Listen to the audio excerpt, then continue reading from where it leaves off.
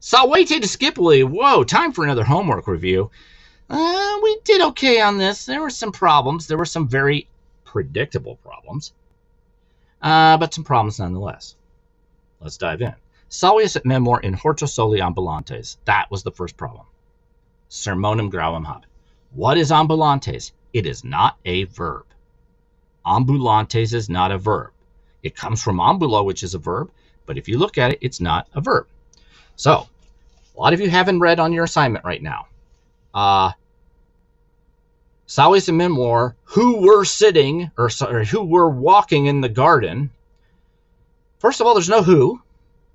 Again, if you find yourself adding words that are not in the Latin, it's something's wrong. You've done something wrong. So there's no who. Second of all, ambulantes is not a verb. Ambulantes is a participle. See that nt? Ambulans, ambulantis. It's a present active participle. And remember, present active participles are translated simply verbing. So Salvius and Memor, walking in the garden soli. This is not the word for son. That's solis. It's in a different declension. Okay? Walking in the garden alone. Solus aum. Walking in the garden alone are having a serious conversation. Okay? So a lot of you got habent and ambulantes read on your homework, because once you translated ambulantes wrong, then you had to do something else with habent. So a lot of people said, Salvius and Memor, who were walking in the garden alone, having. When you do that, you're doing the reverse of what we have here. Okay? So if you say, Salvius and Memor were walking, comma, having a serious conversation, you're making habent the participle and ambulantes the verb. Other way around. Salvius and Memor, walking in the garden alone, are having. That one does need to have an are next to it because it is a verb. So don't make that one a participle. How do you know it's not a participle? You may say, oh, there's an nt. There's an nt. That's the nt from mustisnt, ost mustisnt. Remember, if you're seeing an nt and thinking maybe it's a participle, it's got to have an ending. Nt and then a third declension ending of some kind. Is, em, sum, ibis, ibis. All right. Still thinking of Rafilla from the last class. So this is Salvius. Lucius Marcius Memor, where summi prudentia es. Lucius Marcius Memor, he says. And then I had people say either you are a very prudent man, or something like that. Summi prudentiae. Prudentiae is a noun. It's not an adjective. You can't say you are a highly prudent man. You are a man of the highest, summi, prudence, prudentiae. I didn't ask about it this time, but we've had this before. What is this? It is a genitive of description. You are a man of the highest prudence.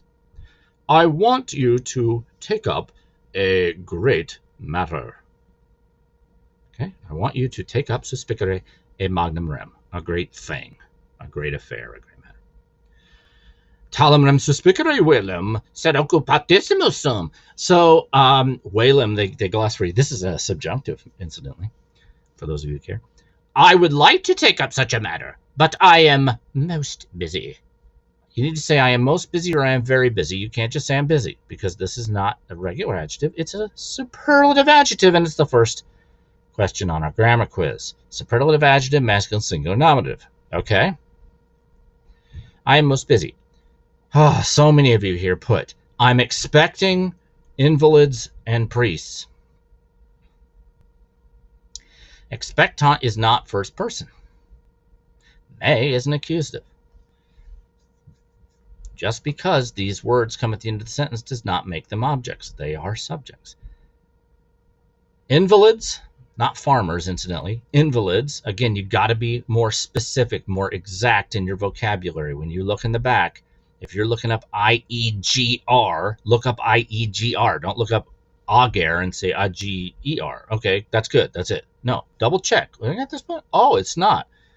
Don't you get the open book, you get the dictionary. So use it. Make sure that you're identifying these things correctly. Invalids and priests are expecting me. The architect and craftsmen are vexanting me, are bothering me. Weirdly enough, people would mistranslate expectant me agroti et sacerdotes. They'd make I am expecting these, but then they translate vexant me architectus et fabri correctly. I don't get that, but anyway, because it's the same structure here. The architect and the craftsman are annoying me. That's just a good old third-person singular, present active, third-person plural, present active indicative, vexant. Third-person plural, present active indicative. The architect and the craftsman are bothering me. But what do you want me to do? There's just go left to right. But what? Vis. Now, a lot of people just didn't recognize vis. That's fine because it's from wolo, which is a regular. It's also a verb, or that they're making a big to-do about in this chapter. If I remember correctly, we have it 3 or 4 times in here. So wolo, vis, and then in line 10, volt, wolumus, voltus, volunt. It's a little irregular. Watch out for vis because it's extremely common. You want. What do you want me facere to do? Tiberius Claudius Cogidobnus rex regensium huc nuperat venet. So Tiberius Cog, yes, you can still just call him Cog. Cog, king of the Reganenses or whatever, has arrived here recently. Cog, who? Now, I had all sorts of weird things here.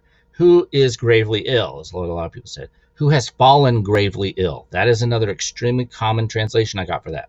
Neither of those are right. Who has fallen, and get it, or who is falling, because it's actually present. Who is falling into a grave illness, okay? Into a grave illness, or into a grave sickness.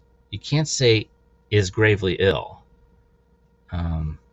Is falling into a grave illness. So cogidemnus, who, qui, relative pronoun, masculine, singular, nominative. How do I know it's singular when qui could be singular or plural according to the Kruka quote table? How do I know? Because cogidemnus is singular. Moreover, its verb, incidit, is singular. If it's nominative, then it's got to agree with the verb in number, right?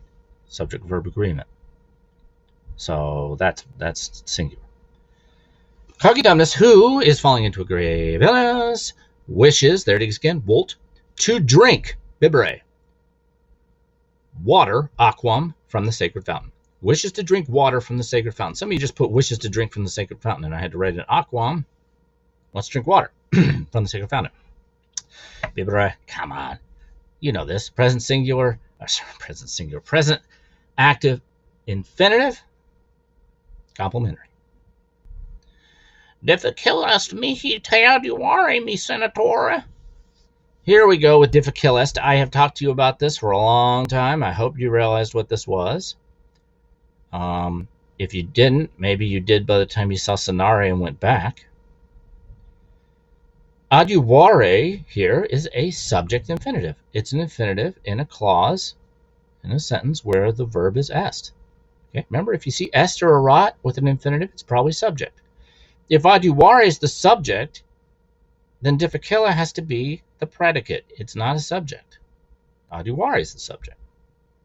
So difficile is neuter singular nominative. If you look it up on the back, it's difficilis, difficilla, or at least it wasn't book 2. Maybe they've gone to what they're supposed to do, which is just difficilis, difficilla. Either way, that difficilla is neuter.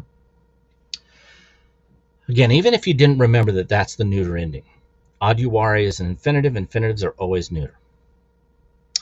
All right. So difficilla is a singular adjective, singular nominative, neuter singular nominative, predicate adjective. So the use is predicate. It is difficult for me to help you. So many people said to hear you. Sing, song, dance. Be exact about your vocabulary. It's not odd. It's not audio. It's odd uo. Yes, they're similar. But, again, you have all week to do this. You have your dictionary. You get to look at it. You can check it twice. Check it 3 times. Double, triple check. It's difficult for me to help you, my senator. Cogidemnus is... I was pretty open on this. He's an 80-year-old man. Okay, that's fine. Technically, he is a man of 80 years. That would be a genitive of description, isn't it? Sure is. He's a man of 80 years. And some of you may be saying, oh, well, what case is octoginta in then? I don't get it. It looks ablative or something. Remember, numbers don't decline. So octoginta looks like that no matter what case it's in. Octoginta is genitive plural. It's going with honorum. Okay.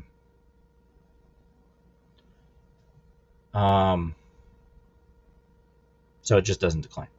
Is a man of 80 years. Difficult S. There it is again. It is difficult for the goddess Sulis to heal, to cure, to make better coquidumnus. Sanare here, just like aduare above.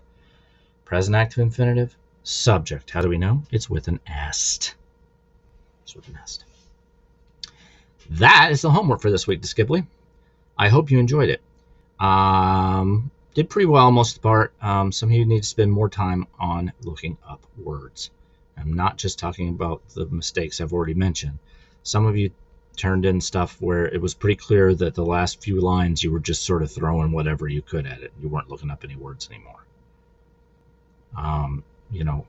Be very careful.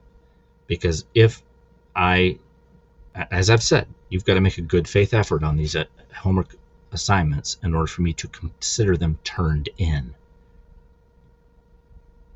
If you turn in something that bears no resemblance to the text whatsoever, because you've not looked up any words or anything like that, then I consider it not turned in.